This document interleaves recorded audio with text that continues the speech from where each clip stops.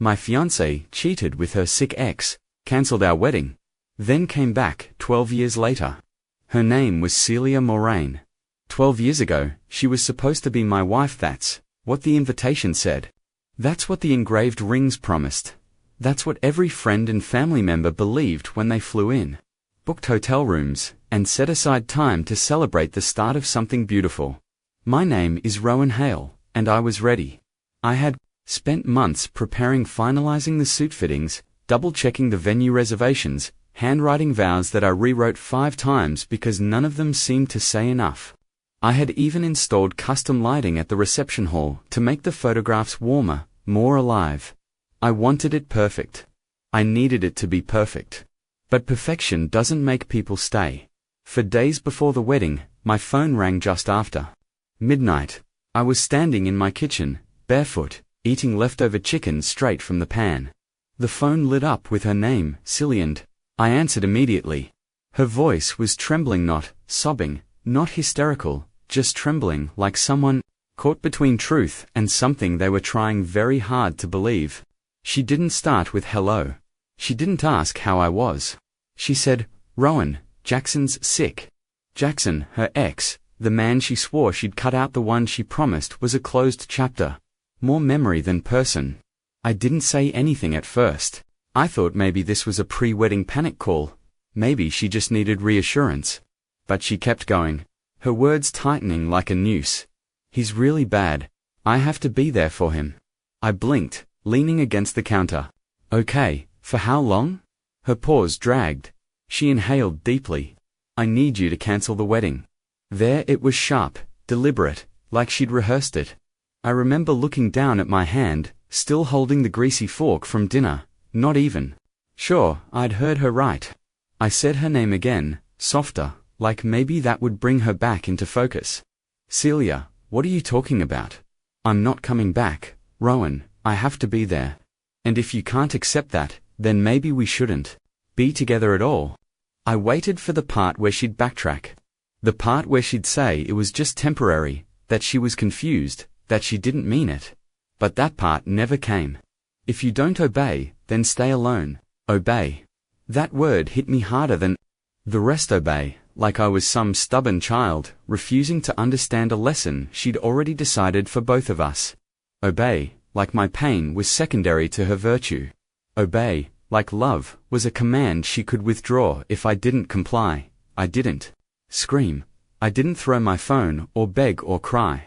I didn't ask what Jackson had or why it had to be her. Instead, I stood in silence, listening to her breathe on the other end of the line. Like maybe part of her knew what she was doing and didn't have the courage to say it out loud. When I finally spoke, it was only 3 words. "I heard you." Then I hung up. The next hour was slow, numb. I sat in the dark staring at the kitchen wall, like it might rewrite what had just happened. I could have called her back. Could have driven to her apartment. But what was I going to say? That I forgave her? That I'd wait for her to decide again? No, that wasn't love. That was self-erasure. So I blocked her number. Then I blocked her parents. I opened our wedding website and deleted it. I took the rings, hers and mine, and locked them in a drawer. I stared at the tailored suit, still hanging in my closet, wondering if it would ever be worn, or if it had just become the most expensive lesson of my life. I didn't leave my apartment that night. Not physically, but something inside me did. I walked away from her, from the version of me who waited around for people who couldn't stay, from the man who thought loyalty was about sacrifice instead of balance. Celia Moraine had made a choice.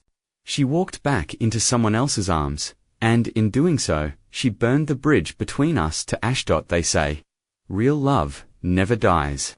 But that's a lie we tell ourselves, to keep the story pretty. Real love, the kind that builds, that anchors, that expands who you are. That love doesn't issue ultimatums. It doesn't demand obedience. And it sure as hell doesn't walk out for days before a wedding because an old flame is coughing in the dark. So no, her loyalty was never mine, really. It just borrowed my time, wore my ring, and almost took my future with it. Almost. She said it like she was canceling brunch. That's what stayed with me the longest, not the heartbreak, Not the betrayal, but the ease. The complete lack of weight in her voice when she delivered a decision that detonated the future I had built. Brick by brick, around her. "You'll understand one day," she said, as if I were some naive fool blind to the brilliance of her choice. But there would never come a day when I'd look back and thank her for leaving me. After I blocked her, I thought it would be over. I thought silence would be the clean break I needed. But my phone kept buzzing, first with unknown numbers, then with ones I recognized but hadn't saved. Greta Moraine, her mother, cold elegance wrapped in spiritual superiority. She always looked at me like I was some pet project Celia had taken up, charity in human form. Now Greta was calling to tell me how mature Celia's decision was, how it was an act of selflessness to go back to her ex during a time of need. Then came Dr. Claude Moraine, her father, a man who wore his degrees like medals and measured morality by grand gestures. He left a voicemail that began with, "Rowan, I want to offer you some perspective," and ended with, "You're too emotional to see that this is love in its most generous form." Love that wasn't love. That was emotional theft disguised as compassion. And somehow, I was the one they expected to applaud. The part that messed me up the most wasn't that Celia left. It was that they expected me to praise her for it as if my heartbreak was a small price to pay for her noble sacrifice. As if the invitations I sent out, the deposits I paid, the life I rearranged, all of it was disposable because Jackson coughed hard enough to earn her pity. I guess the years we spent together didn't hold up next to nostalgia and an old flame's weakness. That night, I didn't cry. I packed. I walked through my apartment with a trash bag in one hand and a silence in my chest that felt like a second heartbeat. I tossed the save the dates into it, the extra favors we'd ordered, the wedding board she made on the cork wall with handwritten notes about table arrangements and song selections. All of it went into the bag. I pulled down the photo of us from the hallway, the one we took in Asheville when the fall leaves lit up the sky like fire. I stared at it for a long time. We looked happy, we looked sure, but smiles lie in photographs. They don't tell you how much someone is willing to let you hurt. By sunrise, I had made up my mind. I wasn't going to stay in the city. I wasn't going to keep looking at the apartment we were supposed to move into after the honeymoon. I wasn't going to hear from mutual friends asking if I was okay. I deleted everything, my social media, my email address.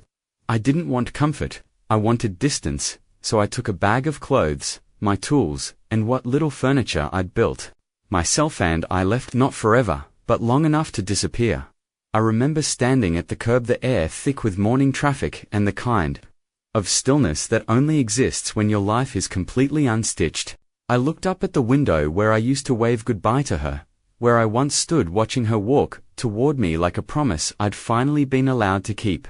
That window was empty now, just like everything else. There's a moment right before you choose to erase someone when you realize just how much of yourself you gave to them. That realization stings, because no matter how much you try to retrieve what you gave time, trust, faith, it never comes back the same. It's like ripping pages out of a book and hoping the story still makes sense. I didn't beg, I didn't call her parents back, I didn't scroll through old texts or sift through pictures wondering what I missed. I wasn't going to do what they wanted, frame her betrayal as some great act of courage.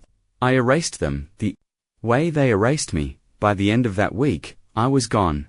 It took me 2 full days of driving before I even looked at a map. I didn't have a destination, just a direction anywhere that wasn't here. I followed open roads like they were veins leading away from a dying heart, fueling my escape with black coffee, bad diner food, and silence. No music, no podcasts, just the hum of tires on asphalt and the slow unfurling of grief in my chest. Eventually, I stopped in a small town I'd never heard of. It wasn't marked by anything special. No famous landmarks or tourist traps, just wide porches, modest storefronts, and streets lined with trees that looked like they'd seen everything and judged nothing. That was enough for me. There was a cabin for sale on the edge of town, weather-worn but solid, tucked behind a grove of pine trees like it had something to hide. I walked through it once and said yes. No negotiation, no inspections, no second thoughts. It needed work. So did I. I used the little savings I had, and what was left of a small inheritance my grandfather left me. It wasn't much, but enough to cover the down payment and tools. I slept on a mattress on the floor for weeks, cooked on a hot plate, washed dishes in the bathroom sink, but every nail I hammered into the walls, every floorboard I replaced, felt like reclaiming something. They didn't break, me not really. That's how Hailcraft was born. It started with one table, then a bookshelf. A neighbor saw my work and asked if I could build something for their niece's wedding. Word spread. Orders trickled in.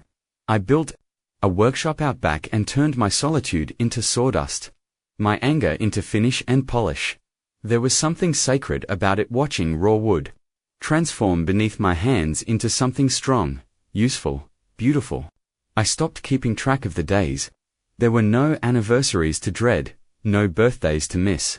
The air was cleaner out here, the kind that forces you to breathe deeper whether you want to or not. I learned to cook not out of passion, but survival, and I wasn't bad at it. I made peace with silence, learned the rhythm of living without performance. No social updates, no chasing anyone's approval, just me, the work, and the land. But the house felt empty, not hauntingly, just quiet. One afternoon, I saw a flyer at the Cope about a rescue shelter nearby. I wasn't looking for anything. I was just picking up paint. But something made me drive out there. A volunteer led me down the rows of kennels.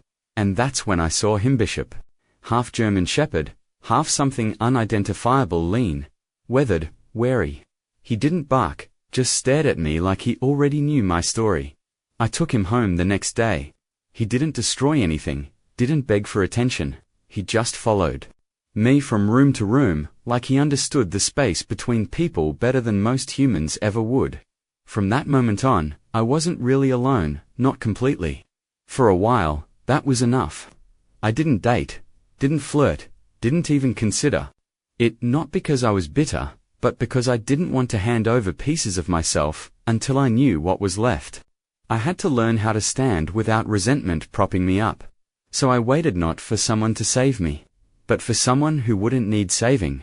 Juniper Vance walked into my life on a rainy afternoon, looking for a handcrafted desk for her writing studio. She wore a raincoat that swallowed her whole curls, pinned back with a pencil, and glasses that fogged up the second she stepped into my shop. She laughed quietly, like she wasn't used to laughing in front of strangers, but it stayed with me. We talked about wood grains and dimensions, but by the time she left, we were talking about books, stubborn dogs, and how neither of us knew how to enjoy a Saturday without a to-do list. She came back 2 weeks later, not because the desk wasn't right, it was but because she wanted a bookshelf to match. Then, a chair. Then, a kitchen island.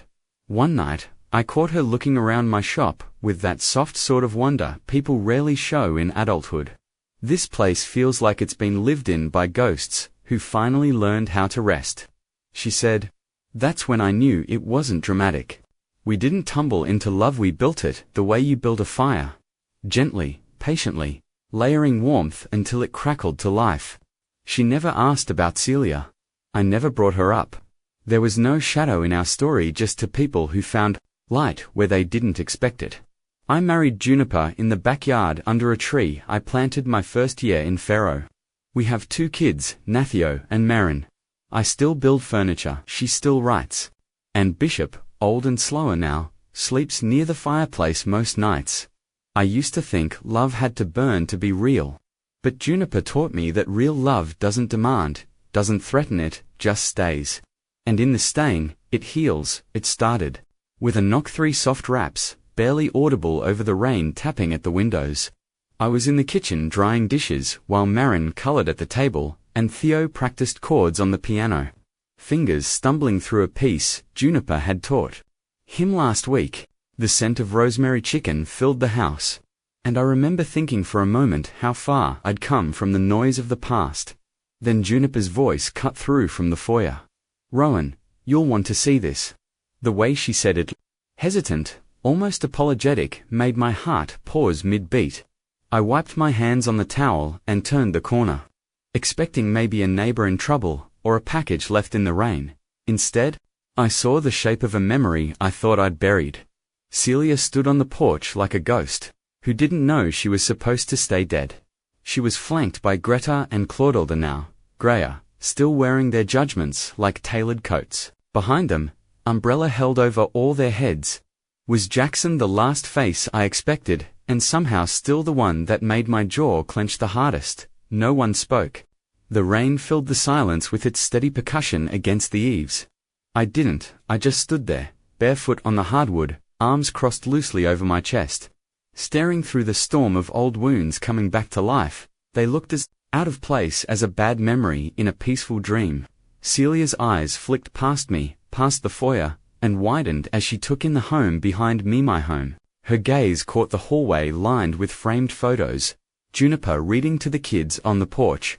Theo's first day of school, Marin in a sunflower field. All those small moments stitched into a life. Then it moved to the living room, where pieces stood like quiet trophy stables, bookshelves, chairs. Every inch of the place was touched by my hands, by the life I rebuilt from splinters. Greta blinked, as if she couldn't reconcile what she was seeing with the man she thought I was. Claude shifted uncomfortably, his eyes landing on the grand piano beside the fireplace, the same one he once told me was too lofty for a man like me. They weren't just surprised to see me. They were stunned to see who I'd become, and I didn't say a single word. Theo appeared beside me, holding a model airplane, face scrunched in confusion. Dad, who are they? I rested a hand gently on his shoulder. No one important. Son, that landed like a brick. Celia flinched. Jackson looked away. Greta bristled. Claude coughed, that signature throat clear he used when discomfort needed covering. But Juniper stepped forward. Not with hostility, but with that calm steadiness that had always grounded me. She stood beside me, close enough that our shoulders brushed, and didn't say a word. She didn't need to. Her presence was enough. It always was. Rowan, Celia finally said, her voice barely carrying over the rain. I didn't mean to just show up like this. Yet here you are, I said. She took a shaky breath. I needed to see you. Why? I asked. My tone, quiet but sharp after 12 years. What exactly did you think you'd find? Her mouth opened, but she didn't answer. Greta stepped in like a handler. We didn't come to cause a scene, we just found your address, which none of you should have, I cut in. Claude took a step forward, clearly ready to deliver some monologue filled with guilt-trapped intentions, but I wasn't in the mood for redemption theater. I raised a hand slightly, palm out. Don't. Just don't. Behind me, I could feel my children watching. This wasn't just about me anymore. This wasn't a private heartbreak being re-examined. This was my life, my family, my home. They were standing in it uninvited, unannounced, acting like they had some moral right to be here. We didn't know you'd. Celia motioned vaguely toward the house. Done all this? You mean lived? I dropped my gaze. Jackson shifted. His weight, clearly uncomfortable, but not enough to leave. You all said I couldn't survive without her. I said, my eyes moving between them. You said I was selfish for not applauding her decision. You wanted me to honor her for abandoning our wedding, and now you show up like that didn't happen. Greta tried again. She was young. It was a complicated time. No, I snapped. It wasn't complicated, it was a choice. She made it, and I made mine. Celia's lip quivered, but it was hard to tell if it was remorse or embarrassment, maybe both. You don't belong here, I said, not shouting, not trembling, just telling the truth. You walked out of my life, all of you. I didn't chase you then. I'm sure as hell not inviting you in now. I turned my back, took Juniper's hand, and walked toward the kitchen. I didn't mean to slam the door or curse them out. Just left them standing there, soaked in their own regret. Celia stepped forward first. It was always her move, taking the lead, speaking softly enough to sound vulnerable, but firmly enough to stay in control. Some part of me still remembered how I used to lean in when she spoke, like her words carried answers I needed. That part of me was long gone. I never meant to hurt you, she began, her voice shaking like she was the one who needed comforting. She didn't look the same. Time had drawn soft lines around her eyes and mouth, and her once fiery confidence had dulled into something cautious. Regretful, maybe you're just rehearsed. Greta stepped in, arms crossed tightly across her chest. We raised Celia to follow her heart, she said, like it was a badge of honor instead of an excuse. Jackson needed her. I tilted my head, barely able to contain the disbelief crawling up my throat. So did I. Claude cleared his throat, always the mediator, always the one who tried to lace manipulation with politeness. We've fallen on hard times, he said. Jackson's business collapsed. Celia is divorced now, and we thought maybe we could talk. I almost laughed. Talk, as if that word hadn't died between us 12 years ago, as if conversation could rebuild the bridge they lit on fire and danced around. Talk about what? I asked, arms still folded, my voice steady, but I could feel the pulse in my jaw throbbed. I had nothing to prove, but something inside me wanted them to hear every beat of what they'd missed. Celia looked up, smiling nervously. "US," she said, like it was obvious. "Maybe we were always meant to circle back. You've done well, you built a life. Maybe we could." I didn't let her finish. "You mean come back into the life you threw away?" The words landed heavy. She blinked fast, like the weight of them stung. "Good. I was 22, Rowan," she said, her voice cracking. "I didn't know what I was doing." "You knew enough to leave," I replied. Greta stepped in, indignant now. "You make it sound like she did something unforgivable." "She did," I said. "And you helped her do it." I could feel Juniper standing just behind me. She hadn't spoken, hadn't moved from the archway where she stood, her hand resting lightly against the wall. That was her way presence without pressure. She trusted me to handle this. Trusted me to protect the life we built. Claude sighed. "You've made a wonderful home here, Rowan. We can all see that." "It's just Celia thought I'd still be here," I said, cutting him off. "Waiting alone, maybe broken enough to be grateful if she ever wandered back." Celia swallowed hard. "That's not fair." "No," I said. "What wasn't fair was you giving me an ultimatum for days before our wedding." "What wasn't fair was expecting me to cancel everything while you ran off to hold another man's hand. What wasn't fair was telling me to stay alone if I didn't support it and meaning it." She looked like she might cry, but the tears didn't come. Maybe they weren't real enough. Maybe they were, and she'd just forgotten how to use them on me. "You were always so sure of things," she whispered. "Even when I wasn't wrong," I said. "I wasn't sure of things," I added. "I was sure of you, and that was my mistake." For a moment, the room fell quiet. Even the rain outside seemed to pause, giving space for whatever silence needed to sit between us. Then Theo's voice floated in from the other room, calling for Juniper. It grounded me again, reminded me what mattered and what didn't. "You don't get to come back now and try to reclaim something you destroyed," I said. "This isn't a movie. There's no dramatic reunion here. You don't get to walk in, see the life I built, and decide you want a piece of it." "We're not trying to take anything," Claude said, but even he sounded unsure. I met Celia's eyes one more time. "I'm not angry anymore, that's what you don't understand. I don't hate you. I just don't need you." She stared at me, speechless. And I meant it, every word. The bitterness had burned off long ago. What remained was something stronger, something peaceful. She had taken my past, but she had no place in my present and certainly no claim to my future. Jackson hadn't spoken, not yet, but I saw him shifting behind them. Jaw clenched, arms crossed, like he'd swallowed more pride than he could handle. I didn't care. Not about his downfall, his struggles, his pain. That man stole my wedding day, and still had the nerve to look bored in my hallway. I turned to Juniper, then, offering her a faint smile. She nodded back, silent approval in her eyes. I faced them all, one last time.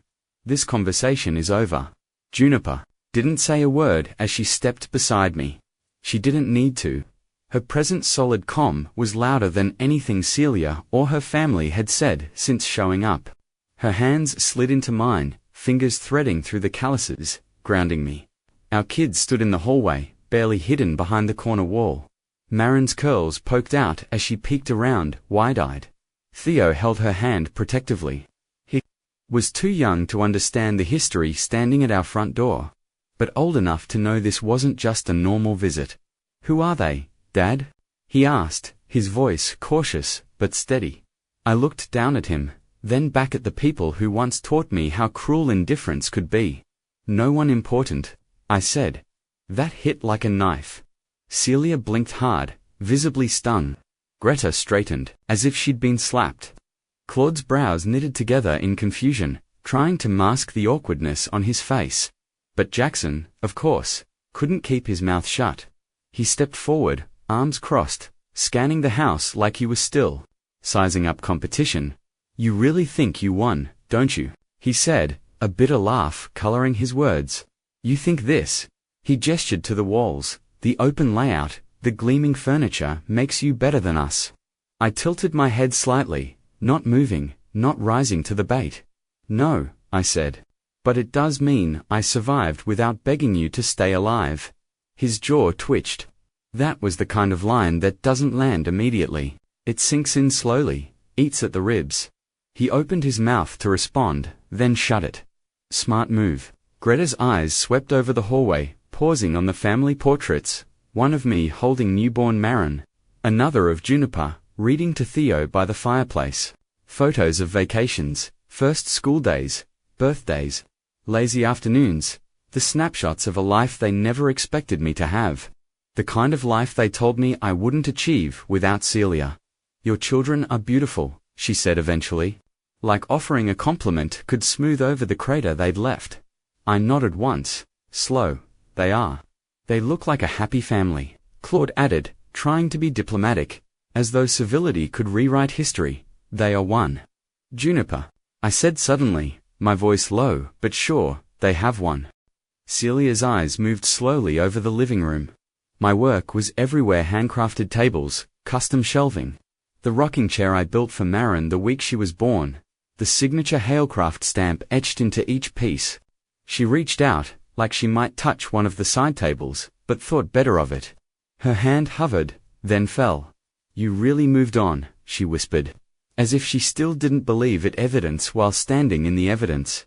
"I had to," I said. "You moved out of my life. I just didn't follow you." That silence, again the heavy one. The kind that fills a room when there's nothing left to say but the truth. For a moment, no one spoke. Just the ticking of the old clock above the mantel. Just the kids' soft footsteps behind us as they retreated to their rooms. Then, of all people, Jackson spoke again. "You act like you're better than us. Like you've never made mistakes." I didn't move or blink, just locked eyes with him. Of course, I made mistakes. I trusted the wrong people. That was my biggest one. He took a step back, jaw tight, clearly realizing he wouldn't win this version of the game. "Not here, not in my house." Celia looked down, her voice faint. "I never thought you'd really be happy without me. That might have hurt once. It didn't now." "You weren't the happiness," I said. "You were the lesson." Her face crumpled like she wasn't sure whether to cry or scream. But I wasn't offering either option. She opened her mouth to speak, maybe to defend herself, maybe to plead, but I raised a hand gently. "No, you cancelled our wedding for a man who isn't even in your life anymore." "He lied," she whispered, eyes flicking toward Jackson then away. "About being sick, he manipulated me." I nodded once. "And you chose him anyway." Juniper stepped closer. She didn't interrupt. She didn't need to. Her presence said everything. She was the quiet that came after the storm. The peace I didn't know I was allowed to have. Celia looked at hurriedly, looked for a second. I thought she might say thank you, but she didn't. She looked down again. "I don't hate you," Celia said quietly. "I just don't see you the same," I replied. "And that's the difference between now and then. You thought you could walk back in and press resume, but this life," I gestured around, "it's already playing, and you're not in it." She nodded slowly, like she finally understood. And maybe, for the first time, she actually did. Theo came bounding into the room, his sneakers thudding softly against the wood floor as he held something tightly in both hands. "Dad, look what I drew." His voice was bright, unaffected by the heavy air still lingering between the walls. He didn't know what was happening, At least not entirely, but kids have an uncanny sense for tension. They know when a storm's past, even if they don't feel the thunder. I knelt to meet him as he held out the sheet of paper, the edges wrinkled, and the crayon lines bold and proud. "It's our house," he said, pointing. "And that's you building it, and that's me and Marin and Mum reading to us on the porch." At the bottom, in his messy 7-year-old handwriting, were the words, "Built by Dad, loved by all." I smiled on it, wasn't forced. "You did great, kiddo." Theo beamed, then glanced over my shoulder at the unfamiliar faces still standing awkwardly near the door. "Can I go show Marin?" "Go ahead," I said, ruffling his hair. He ran off, the sound of his footsteps fading into the back hall. Stood and turned to find Celia watching me like she'd just seen a version of me she didn't think existed. Maybe she hadn't. Not really. Back then, I was building a life around her, not for myself. And when she left, I realized I didn't even know what I wanted beyond her. But I learned pain teaches better than love ever could. Celia's eyes brimmed with tears. He's beautiful. He's mine," I said simply. She blinked, letting one tear escape down her cheek. "I never thought you'd really be happy without me." I didn't soften. "You weren't the happiness, Celia. You were the lesson." Her lip trembled. She took a small step forward but stopped herself. "Do you know what it's like to wake up and realize you bet your entire future on a lie? Jackson told me he had cancer, stage 4. He cried on my lap, begged me not to let him die alone. Said you'd be fine, that you were strong. I believed him. You also loved him," I replied. "That's what you don't want to admit. It didn't just go out of pity. You went because you wanted to. You wanted him more than you wanted us." She didn't argue, and I knew why. Because even if Jackson had lied, the truth was, she ran. The reason didn't matter. She chose him over me, over what we'd built, over the promises, over the future. I shook my head, the weight of the moment pressing down harder than I expected. "You know what stings the most? It's not that you left, it's that you made it feel like I should be grateful you even told me." She opened her mouth to respond, but I kept going. "I was supposed to marry you, and instead, I was humiliated, alone, blocked from the life I'd built around you, told I needed to obey and understand, as if loyalty was some luxury I didn't earn. I was young," she whispered. "I was scared," I said. "So was I. Difference is, I didn't run." Juniper walked in then, holding Marin on her hip, and the tension in the room shifted again. Marin rested her head against Juniper's shoulder, half asleep, thumb near her mouth. Juniper looked over at me, then at Celia, not with hatred or envy, but quiet strength. "Is it okay if I take them upstairs?" she asked. "Yeah," I nodded, grateful for her sense of timing. "Thank you." She turned and carried Marin up the stairs, her silhouette framed by the glow of the hallway light. And I swear, at that moment, nothing Celia could say would ever come close to what Juniper had just done, not because of the gesture, but because she belonged here. She was part of the life I built, not some outsider knocking at the gates. "You really did it," Celia said finally. "You really started over." "No," I replied. "I didn't start over, I just started." She nodded slowly. "And I don't belong in it anymore, do I?" I looked at her, the woman who once held all of my future in her hands and threw it away like confetti. "You never did." Her face twisted with something between sorrow and shame. She turned toward the door, where Greta and Claude waited, still silent, unsure, out of place in the warmth of this home. But before she left, she said one more thing. "I'm sorry." I didn't reply, not because I didn't believe her, but because the words came a decade too late. Juniper was upstairs, tucking in our children. My son had drawn a picture of the life I built. My daughter fell asleep to the sound of her mother's voice reading her a story. There was nothing Celia could offer that would match that, and I had no space left for ghosts. I should have known. They didn't come just to say sorry. People like that, people who walk away when it matters and come back when it's convenient, they never arrive empty-handed or empty. They bring needs, expectations, debt wrapped in nostalgia. Claude was the first to drop the mask. He cleared his throat, looked around the room one more time, and said, "We came to ask for help." There it was. Celia didn't flinch. Greta turned her head, as if embarrassed but not surprised. Jackson's arms stayed crossed, his mouth twitching like he'd rather be anywhere else than here. But he didn't leave. That said enough. I leaned against the staircase banister, arms folded. Help with what? Claude's gaze lowered slightly, his tone taking on the flavor of a man trying to soften a confession. Things haven't been easy. Jackson's business collapsed during the pandemic. We invested heavily. The loss was significant. Significant, that word does so much heavy lifting when pride's at stake, he continued. Celia lost her condo after the divorce. Greta as well. Her position at the foundation was compromised after a grant misappropriation issue. We've been struggling.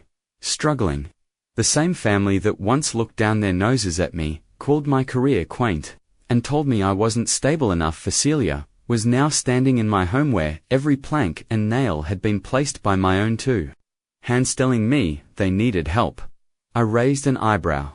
You came to ask for my money. Greta's head snapped up. It's not like that. Then, what's it like? Celia stepped forward again. It's not just about money, Rowan. It's also maybe a second chance, a connection. We've all made mistakes. Juniper appeared in the doorway, then, arms crossed, her expression unreadable. But her eyes, those sharp, intuitive eyes, were locked on Celia. She didn't interrupt. She didn't need to. Her silence was a shield around our home. Connection, I repeated, my voice low. After 12 years of silence, you suddenly want a connection. Celia looked at Juniper, and for the first time since she walked through the door, her confidence cracked. Juniper had that effect on people. She didn't command rooms, she commanded truth just by standing still. You came here, I continued. Not because you missed me, not because you regretted what you did. You came here because everything you thought you'd have fell apart. And I didn't.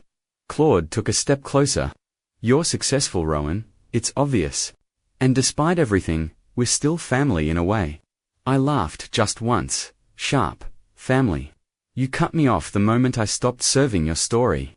You all told yourselves a lie about Celia's noble decision and shoved me into the role of selfish villain. And now that I've made something of myself, you want to rewrite history and call it kinship. Greta shook her head quickly. We're not asking for much. Just then, Juniper stepped forward. Her voice was quiet, controlled, but it carried through the room like thunder. You want help, she said, scanning each of them. Apologize first. Silence. Not one of them spoke, not even Jackson, who now looked like he was ready to slip out the door and pretend this never happened. No apologies. No acknowledgement. Just a wall of silence, thicker than the one they gave me 12 years ago. Juniper turned to me. You don't owe them anything, Rowan. Not your peace, not your forgiveness, certainly not your money. I looked at Celia, waiting. Still nothing. You can't even say you're sorry, I said. The words are flat now. You showed up here hoping I'd still be the version of me you left, quiet, uncertain, desperate to be chosen. But that man is long gone. Claude opened his mouth again, but I stopped him with a raised hand. I don't need the details of your misfortunes, I said. I've lived mine. I buried the man you left behind. I grieved him, and then I built this.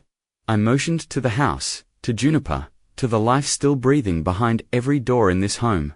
You didn't come here to reconnect, I added. You came to collect, and I'm not your inheritance. Greta's voice broke the silence, brittle and uneven. We thought maybe you'd be the kind of man who forgives. I am, I said. But forgiveness isn't the same as access. I forgave you all years ago. That's why I'm not bitter. That's why I could move on. But that doesn't mean you get to walk through my door and ask for pieces of what I've built without ever acknowledging what you broke. They stared at me, stunned into silence, standing in the warmth of a home they had no part in creating. And I stood there, solid in the truth I had earned. This time, they would leave empty-handed. The door had never felt heavier in my hand. Maybe it was the weight of 12 years pressing down. Or maybe it was just the realization that I was the one holding the exit open for the people who once told me I didn't belong in their version of the future. Either way, I stood there at the threshold, fingers resting against the wood, as Celia and her entourage hovered just shy of the porch steps. They weren't moving, not quickly, not eagerly, like they were waiting for something else. Some miracle, some mercy, some last-minute reversal where I'd sigh and say, "Fine, come in. Let's pretend none of this happened." But I wasn't built for pretending anymore. "You thought I'd still be waiting for you," I said. My voice quiet, almost conversational, like my life would freeze until you decided to. Celia winced, but she didn't interrupt. Greta, standing beside her, twisted the strap of her handbag, clearly unused to discomfort that wasn't dressed up in charity galas and subtle manipulation. Claude kept a hand on her shoulder, his own gaze drifting past me, into the home they thought I didn't deserve. But I didn't wait. I continued. I built, I healed, I moved on. That was the truth in its purest form. I didn't just move away from them. I didn't just cut contact. I remade myself, not despite them, not to show them, but because I had to. Because I couldn't carry their absence forever. At some point, you stop waiting at a door that never opens. You build your own house. "So that's it?" Celia finally asked, her voice faint. "After everything?" "That's it," I said. Her shoulders dropped, the finality of my words folding over her like a weighted blanket. Jackson stood a few feet behind them, hands in his pockets, jaw locked in that same smug tension he wore like armor. But even he looked defeated now. He hadn't said a word since Juniper spoke. Maybe it finally hit him that he wasn't just the man Celia left me for. He was the reason she was standing here, empty-handed and unsure. As they turned to leave, Greta paused, her gaze lingering on a family photo by the front entryway. I didn't know if it was curiosity or jealousy or something more twisted. Maybe she was trying to understand how I could possibly have made a life better than the one they offered. Jackson muttered something as he stepped past the threshold. I almost didn't hear it, but the bitterness in his tone carried through the air like smoke. "This house is just luck," he said under his breath. I laughed, not loud, not bitter, just a single exhale, amused at the absurdity. "No, Jackson," I replied, staring him down. "Luck is surviving you." I let that hang there weighty and clean, then added, "This house, this life fits everything you said I'd never achieve. And the best part, I did it without stepping on anyone to get here." He didn't respond. He didn't have to. His silence was surrender, something he wasn't brave enough to admit out loud. Greta and Claude followed close behind, their retreat awkward and sluggish, like they weren't used to being dismissed. They expected negotiation, a conversation, maybe even pity. But what they got was the reality they earned: irrelevance. Celia was the last to step off the porch. She looked back once, like she was waiting for a crack in my face, a softening, a second thought. But there was none. I had already said goodbye the first time she left. This was just the punctuation. I shut the door. It didn't feel like a slam, it felt like closure. I stood there for a moment, hand still on the knob, heart steady. The hallway behind me was warm, filled with the faint sound of my daughter laughing in the distance. Juniper's soft footsteps coming down the stairs. The scent of cinnamon and pine still hanging in the air from the candle she lit earlier. It was over. The ghosts had come. They saw. And they left, not because they wanted to, but because they had no place here anymore. I turned away from the door, walked toward my family, and didn't look back. Later that night, after the dishes were done and the kids were asleep, Juniper and I sat on the front porch in the quiet we'd earned.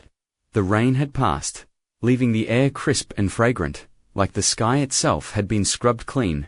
The wood beneath our feet was cool, still slightly damp, and Bishop lay curled beside my chair, his old frame rising and falling with the slow rhythm of deep sleep.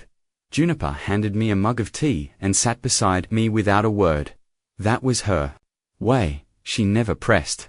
She waited until I wanted to speak, and when I did, she listened like my voice was the only one in the world. "You okay?" she asked softly, not looking at me, but out toward the lawn where fireflies blinked lazily in. The dark eye took a sip. Let the warmth of the mug settle between my palms. Better than okay. It surprised me how much I meant it. There were no tremors in my hands, no lingering anger in my chest, no ache in the back of my throat from words left unsaid for years.